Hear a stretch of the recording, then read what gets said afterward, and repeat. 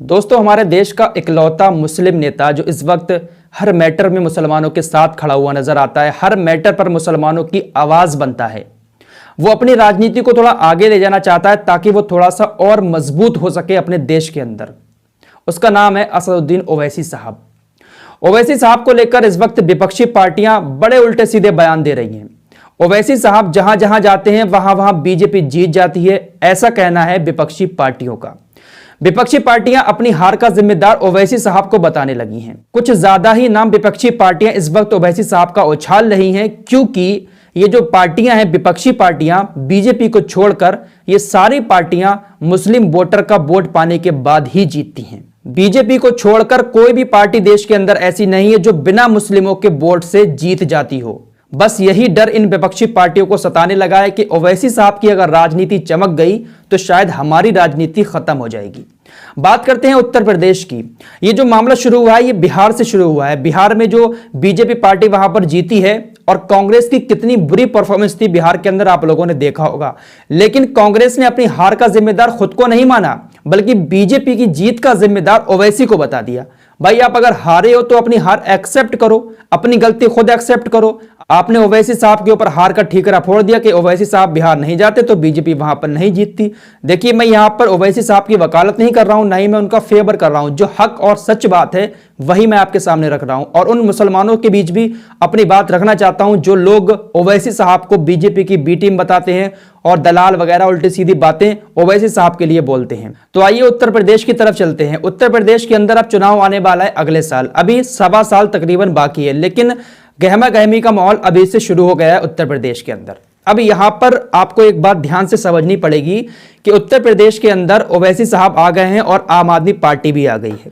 आपको मैं उत्तर प्रदेश की जमीनी हकीकत बताऊं तो बीजेपी का जो वोट है ना उत्तर प्रदेश के अंदर, किसी भी पार्टी में इतना दम नहीं है कि वो बीजेपी का वोट काट सके। बीजेपी का जो वोट है उसको काटना नामुमकिन सी बात है। अब ओवैसी साहब ने जब उत्तर प्रदेश में चुनाव लड़ने का ऐलान किया तो दूसरी पार्टियां कहने लगी कि भाई ओवैसी साहब आ गए बीजेपी को जिताने। चलो, समाजवादी पार्टी ये कह सकती है कि ओवैसी साहब बीजेपी को जिताने आ रहे हैं, मुस्लिमों के वोट काट लेंगे ओवैसी साहब और हमें घाटा हो जाएगा। लेकिन आम आदमी पार्टी भी तो पहली बार उत्तर प्रदेश में आकर चुनाव लड़ रही है, तो क्या आम आदमी पार्टी बीजेपी के वोट काट सकती है? इतनी हिम्मत है आम आदमी पार्टी के अंदर? बिल्कुल भी नहीं। आम आदमी पार्टी बीजेपी का एक भी वोट नहीं काट पाएगी। आम आदमी पार्टी किसका वोट काटेगी? वो भी तो अखिलेश यादव का वोट काटेगी, वो भी तो कांग्रेस का वोट काटेगी। तो फिर ओवैसी साहब को ही बी टीम क्यों बताया जा रहा है बीजेपी की? आम आदमी पार्टी भी तो वोट काटने ही आ रही है यहां पर समाजवादी पार्टी के। आम आदमी पार्टी कौन सा उत्तर प्रदेश के अंदर झंडे गाड़ने आ रही है? कोई असर नहीं होगा आम आदमी पार्टी के यहां आने से बीजेपी के ऊपर, बल्कि आम आदमी पार्टी ही समाजवादी पार्टी की नैया डुबो देगी। लेकिन आम आदमी पार्टी भी ओवैसी साहब को टारगेट कर रही है। संजय सिंह ने एक बयान दिया है कि ओवैसी साहब जो हैं वो भाजपा से गठबंधन करके उत्तर प्रदेश में आए हैं। योगी जी और ओवैसी साहब का गठबंधन हो चुका है, अवैध गठबंधन हो चुका है उत्तर प्रदेश के अंदर। जरा देखिए आम आदमी पार्टी के संजय सिंह के इस बयान को। ये सारी पार्टियां जो है ना, ये ओवैसी साहब को मुसलमानों की नजर में गिराना चाहती हैं, लेकिन मुसलमान जो है वो शायद इस बात को समझना नहीं चाहते। उनको लगता है अरे बीजेपी हारनी चाहिए, कैसे भी हारे बीजेपी हारे। और मुसलमानों के दिमाग में यह बात घुसना शुरू हो जाती है कि ओवैसी साहब वाकई में मुसलमानों के वोट काट लेंगे तो इसका नुकसान तो समाजवादी पार्टी को हो जाएगा, दूसरी पार्टियों को हो जाएगा और बीजेपी जीत जाएगी। लेकिन यहां पर आप भी तो अपना दिमाग चलाओ थोड़ा सा कि आम आदमी पार्टी यहां पर आ रही है उत्तर प्रदेश के अंदर, तो आम आदमी पार्टी की इतनी हिम्मत है कि वो बीजेपी का वोट काट सके? बिल्कुल भी नहीं काट पाएंगे एक वोट भी। बीजेपी का वोट किसी भी पार्टी में दम नहीं है कोई काट सके। लेकिन दूसरी पार्टियां सीधा सीधा टारगेट ओवैसी साहब को कर रही हैं। अपनी हार का जिम्मेदार और बीजेपी की जीत का जिम्मेदार ओवैसी साहब को ही बता रही हैं, ताकि ओवैसी साहब ठंडा कर बैठ जाएं, मुसलमान उनके विरोध में आ जाएं और ओवैसी साहब का समर्थन करना बंद कर दें। और जैसे गुलाम बने हुए थे मुसलमान, वैसे ही दूसरी पार्टियों के गुलाम बने रहें। इससे पहले शिवसेना की तरफ से भी यही बयान आया था कि मियां भाई वहां वहां पहुंच जाते हैं जहां जहां बीजेपी उन्हें बुलाती है और वो बीजेपी को जिता देते हैं। शिवसेना की तरफ से भी कुछ इसी तरीके का बयान आया था। उन्होंने भी ओवैसी साहब के ऊपर तंज कसते हुए यही कहा था कि ओवैसी साहब जो है बीजेपी को जिताने के लिए यही जाते हैं।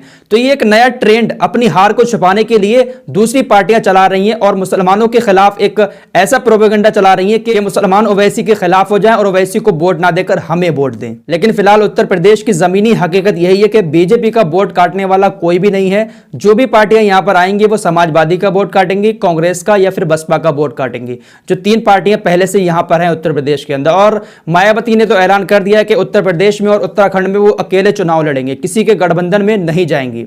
जबकि ओवैसी साहब ने 9 पार्टियों का एक गठबंधन बना लिया है और ओवैसी साहब ने कह दिया है कि हमसे आकर बात तो करें कोई पार्टियां, समाजवादी पार्टी हो, कांग्रेस हो, बसपा हो, हमसे आकर बात तो करें, हम गठबंधन में शामिल करने के लिए तैयार हैं उन लोगों को। तो समाजवादी पार्टी के लिए बेहतर यही होगा, क्योंकि समाजवादी पार्टी को भी ज्यादातर मुसलमानों का वोट मिलता है उत्तर प्रदेश के अंदर।